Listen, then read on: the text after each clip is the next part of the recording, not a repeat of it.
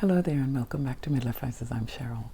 Today I'd like to go over disappointments in midlife years. Now we just completed a 28-minute piece on it, but I'd like to just talk about it a little on this channel, so don't go away.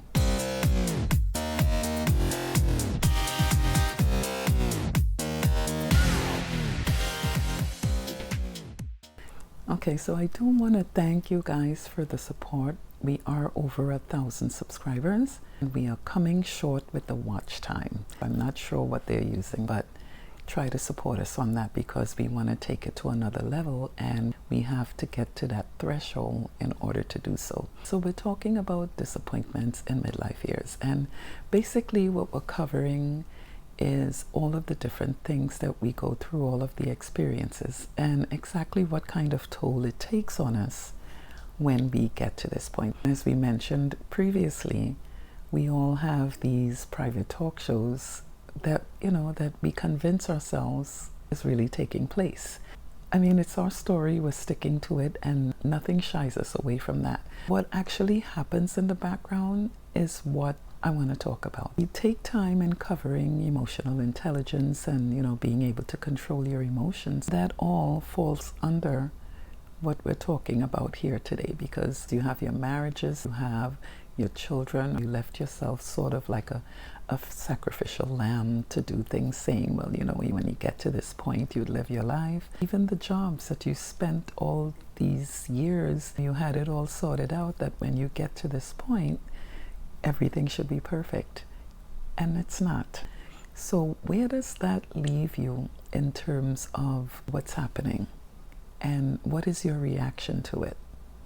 Because nothing stays the same, and we all have things that we're dealing with. We all have our silent battles, but how are you responding to yours, and what are you doing to get rid of the negative feelings? How are you easing the pain, so to speak? That's very important, because we have a tendency to look around for others, to take it out on, and that does not correct anything. We have to control our emotions. We are all having issues. We are all battling with something, and it's important to understand that these things come in seasons. When your turn comes around, you have to be able to adapt. Do the chameleon thing. You have to be able to adapt. And when you go about it that way, then you're not turning to the different negative resources in order to get you through. We all have ways of dealing with our battles, but make sure that it's a healthy one. I mean, things are happening, but what's more important is how we deal with it. We did this piece in details on our 28-minute show. When it becomes available, I will add it to our list.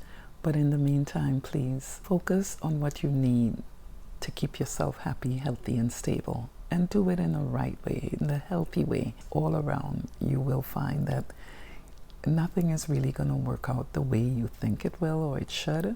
And you have to be sensible and reasonable about it and handle it in the right way. How you react to these responses is going to be super important on how it affects your life. We all have a tendency to react to these things, and we go about it the wrong way, in the sense where we look for different outlets, and sometimes the one that we choose to help us through it, it becomes the very problem in our lives. We have to position ourselves in a way where we are able to deal with these different seasons of tribes and tribs, and have that mentality that a new day is coming. A lot of things that happen to us we don't control. We just have to be able to adapt. It's not easy doing the adjusting thing, but if you focus on the fact that you need to do that to keep yourself sturdy and stable, and I mean, faith comes in there somewhere. You have to first be conscious of how you're going about things and what is taking place. I think with all that happens to us, it's not important. It's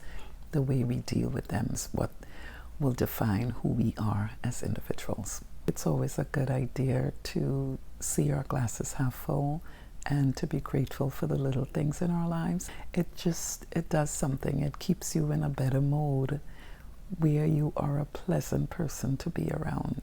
Because at the end of the day, that is what we're talking about. You know, to just have that fruit of the Spirit. Kindness, empathy, patience, that kind of thing. Okay?